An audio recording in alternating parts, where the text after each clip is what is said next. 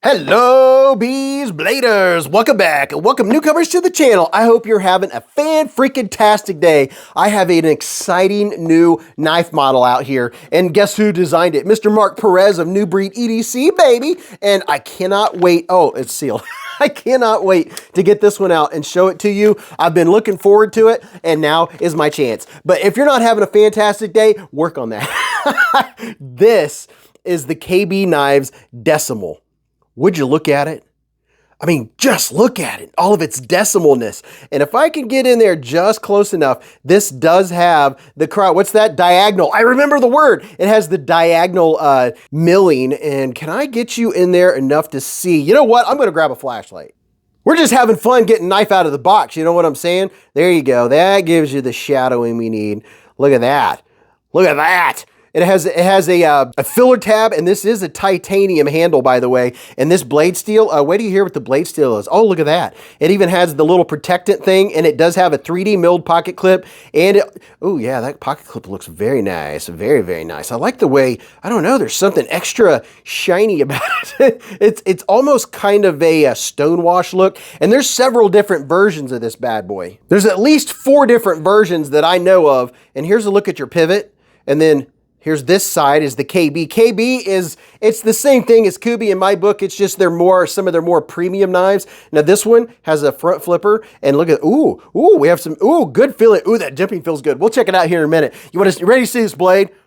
Pow, right in the kisser. Oh yeah, look at that. I mean, would you look at it? You talk about streamline. You know, I'm going to put $1 right here if I had $1. I'm going to put $1 right here and bet that the ergonomics are going to be fantastic on this knife. We'll check that out here in just a second. Look at that beautiful belt satin. Oh, and I do really like when you have the satin lines going this way and then it looks different for the flat. It just gives it a very nice look. And something else about this thumb hole is this is going to give us more options on the reverse flick.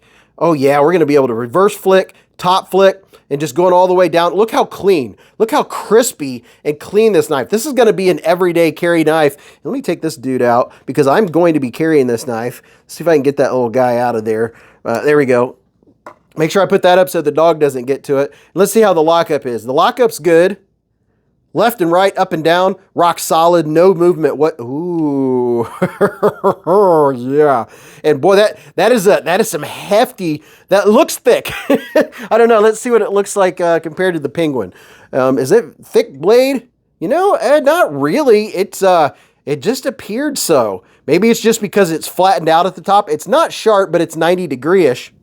But the blade is centered, if I didn't already say so. Now let's see this. Let's do a quick size comparison and let you know the size of this knife. And I was so ready to play with the knife, I was like, oh my gosh, you haven't told him anything about it. This bad boy from tip to tip is 7.2 inches, 18.3 centimeters. Your handle length is 4.05 inches, 10.3 centimeters. Your blade length is 3.15 inches, 8 centimeters. The heat treatment is vacuum and cryogenic, and the blade hardness is between 60 and 62 HRC. And this is what it looks like next to the new CJRB Pyrite Light. And then here is the Civivi Elementum 2. Now you see what area we're in. This is like the perfect everyday carry size pocket knife. And then here is the QSP Penguin, because everybody needs a Penguin, right?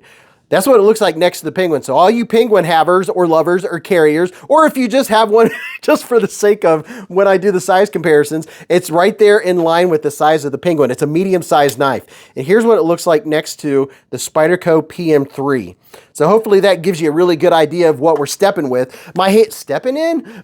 Smelling what we're stepping in? My hand is 4 inches from here to here, 3.5 from here to here, and from the bottom of my palm to the tip of my middle finger is 7.25. And let's see how she feels. Oh yeah, I'll take that $1, please. Thank you. Yeah, the ergonomics are fantastic. No hot spots. Let's see. Giving it the Beez squeeze. Am I getting anything? Not really, other than sounding like I'm talking through my nose. We'll all have to deal with that, right? Oh yeah, that feels really good. Now in the classic grip like this, if I'm doing a little push cutting, I can feel the pocket clip, but they did a good job. He did a good job of having this chamfered or knocked off, or, you know, however you want to call that, a nice slant coming down. I can just feel this back edge right here. It's just something to mention. I can tell it's there. There's no hot spottiness about it. Now, the way I hold a knife, when I put my thumb out, I don't tend to hold my thumb way back here and choke way back on the knife. This is how I tend to hold a knife. Now, the jipping is back here. Now, if you're doing this, I can see that working very well because you know what? This jipping, this jipping is fantastic. That is fantastic jipping. The way that I hold the knife, my thumb is missing the jipping. I can just barely feel it down at the bottom of my thumb. So for me personally, this is just myself, I would have loved to have the jipping come all the way out to here. Just keep it going.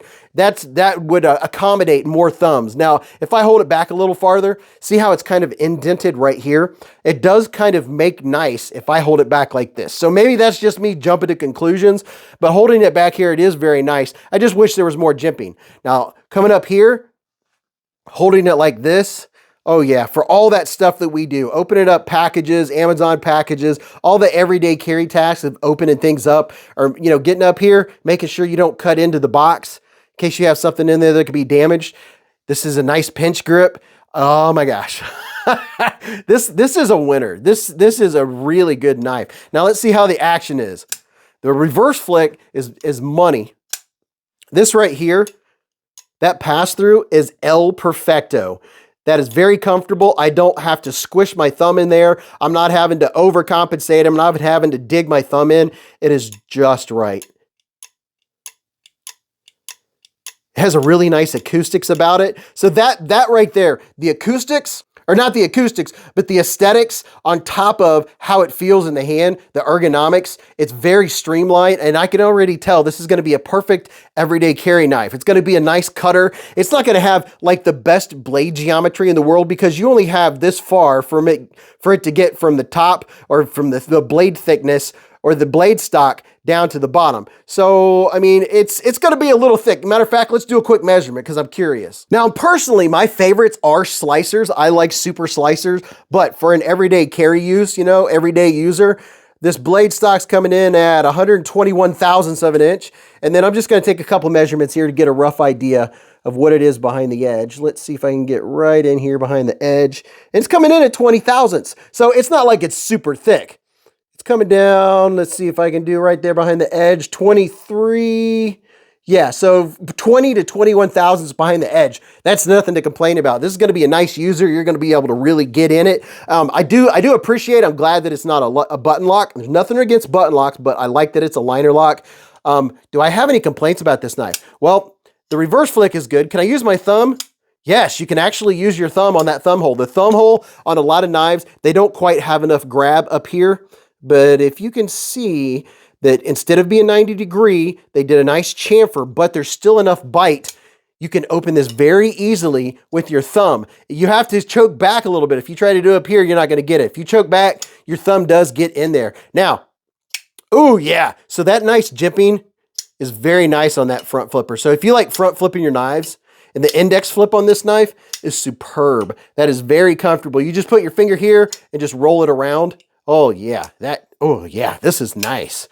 This is the Kubi Decimal, and oh my gosh, this was a surprise. I'm very grateful to get to check this one out, and we'll talk more about it on the live stream every Friday night. Beez Blades live at the Hive. Oh right, that's where we talk about these knives. If you want more size comparisons or you want to know more about it, this does have caged ceramic ball bearings, and Mark Perez, kudos to you, sir. You did a fantastic job. This knife, it's like, there's really nothing to complain about. If I'm looking at sharpening, I do have some sharpening room before I get the plunge grind kind of ends right up there. So depending on how much you're going to use this knife and sharpen this knife, you can take whatever into consideration.